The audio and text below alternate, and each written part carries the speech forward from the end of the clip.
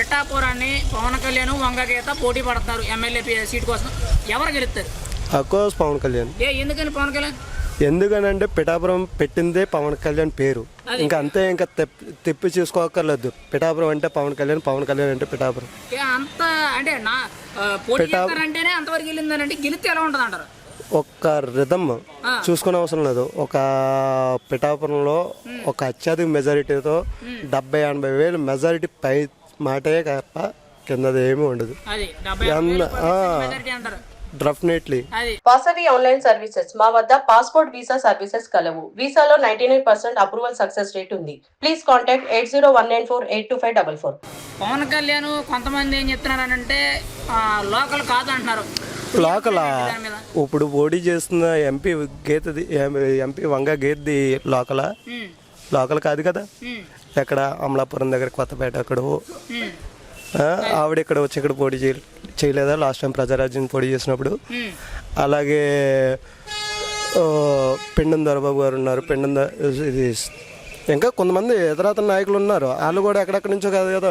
ఇప్పుడు పెండం దొరబాబు గారు సీట్ ఇవ్వలేదు, ఇది చేయలేదు, అది చేయలేదు అన్నారు. పెండం దొరబాబు కూడా ఎక్కడ కాదు. పెండం దొరబాబు కూడా లోకల్ కాదు. ఇప్పుడు చాలా మంది చెప్పేది ఏంటంటే ఇప్పుడు వరకు చేసిన ఎమ్మెల్యేల్లో ఒకరు ఇద్దరు మాత్రమే లోకల్ వాళ్ళు, మిగతా వాళ్ళందరూ బయట వాళ్ళే. మరి ఆ పేరు పవన్ కళ్యాణ్ ఎలాగెడతారని కొంతమంది విమర్శిస్తున్నారు. మరి మీ అభిప్రాయం ఏంటి దాని మీద? ఏదేమైనా సరే పిఠాపురం అంతా ఒక లెక్క, ఆంధ్రప్రదేశ్ అంతా ఒక లెక్క. అది అంటే స్టేట్ మొత్తం అంతా ఒక పక్క, స్టేట్ పిఠాపురం అంతా ఒక లెక్క.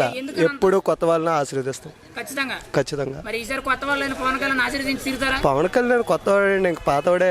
మా దాంట్లో ఒక హీరో, ఒక నాయకుడు, అందరి మనసులో గుర్తుండిపోయే వ్యక్తి పవన్ కళ్యాణ్. మరి 5 ఏళ్లలో పిఠాపురం అభివృద్ధి ఎలా ఉందంటారు?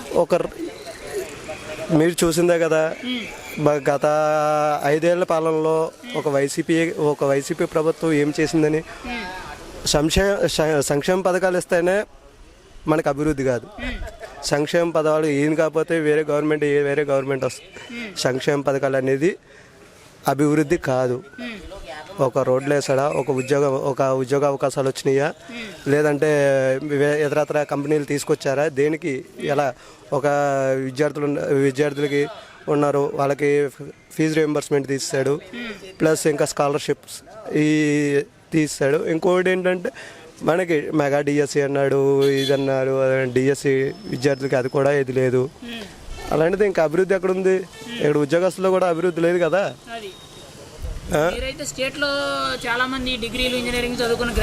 గ్రాడ్యుయేట్స్ నేను కూడా ఉన్నాను, మేము కూడా ఉన్నాం. చెత్త ప్రభుత్వం కింద లెక్కేస్తుంది. చెత్త ప్రభుత్వం అంటారు. అసలు ఈ ప్రభుత్వంలో ఒక గవర్నమెంట్ ఉద్యోగం కానీ ఒక ప్రైవేట్ ఉద్యోగాలే కానీ కంపెనీలు తీసుకురావడానికి ఏమీ లేవు. మరి ఇంతమంది నిరుద్యోగ యువతలు ఉన్నారు, మరి వాళ్ళు పట్టించుకునే బాధ్యత గవర్నమెంట్కి లేదంటారా? ఉండాలి, గవర్నమెంట్కి ఉండాలి. కానీ పట్టించుకుని నాదిరేడి ఒక చేపల దుకాణం, మటన్ దుకాణం పెట్టేస్తే కాదు కదా అభివృద్ధి అనేది. నీకు ఒక ఉద్యోగం ఇచ్చాడంటే అది అభివృద్ధి కింద చెప్పుకోవచ్చు. నీకు ఒక రోడ్డు వేసాడంటే ఒక అభివృద్ధి కింద చెప్పుకోవచ్చు. నీ కుటుంబానికి 10,000 రూపాయలు వేసాడంటే అది అభివృద్ధి కాదు. నీ కుటుంబానికి 10,000 రూపాయలు వేసాడంటే నేను సోమరపోతం చేస్తున్నట్టే. దాంట్లో ఇంకేముంది చెప్పు. ఇప్పుడు ఒక డిగ్రీ చదువుకోవడానికి మీకు 20 ఏళ్ళు కష్టపడి డిగ్రీ చదివి ఈ 20 ఏళ్ళలో మీరు మీ చదువులకి అయ్యే ఖర్చు దాదాపు దగ్గర ఒక 5 నుంచి 10 లక్షల వరకైనా ఖర్చు అవుద్ది. మరి కనీసం ఆ డబ్బులైనా మీరు కూడబెట్టుకోవడానికి మినిమం ఒక 10,000 రూపాయలైనా ఇవ్వాలి. 5,000 రూపాయలు వాలంటీర్ ఉద్యోగం ఇచ్చి సరిపెట్టుకోండి, ఎంతకన్నా గొప్ప ఏంటి అనేటట్టు చెప్తున్నారు. వాలంటీర్ ఉద్యోగం ఖర్చు ఎప్పుడు మీరు సంపాదిస్తారంటారు చెప్పు? వాలంటీర్ ఉద్యోగం అనేది చెత్త. ఈ ప్రభుత్వంలో చేసేది వాలంటీర్ ఉద్యోగాలు. ఇప్పుడు డిగ్రీ చదువుకున్న వాడికి 5,000 రూపాయల ఉద్యోగంతో కుటుంబాన్ని ఏం పోషించుకుంటాడు? అంతే కదా. ఇప్పుడు వైన్ షాప్స్ ఉన్నాయి, వైన్ షాప్స్లో కూర్చోబెట్టారు. వైన్ షాప్స్ దేనికి? సొంత బ్రాండ్లు చేసుకోవడంగా.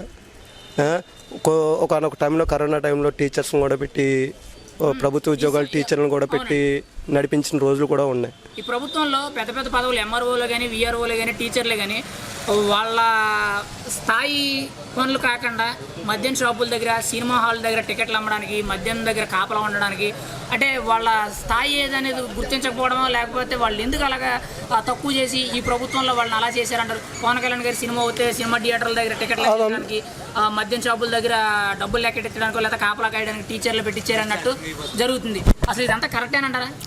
అదే చెప్తున్నాను కదా, ఈ లుచ్చా రాజకీయంలో ఇది ఒక లుచ్చా ప్రభుత్వం చెప్తున్నానుగా, డైరెక్ట్గా చెప్తున్నాను.